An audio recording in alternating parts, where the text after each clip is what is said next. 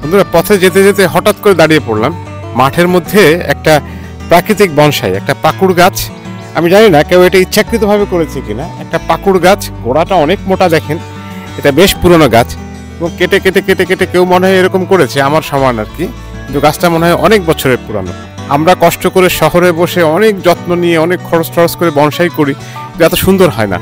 অথচ দেখেন এইখানে প্রাকৃতিকভাবে কি চমৎকার একটা বনসাই হয়ে উঠেছে, এবং এরকম আরও কিছু বনসাই আছে সামনে।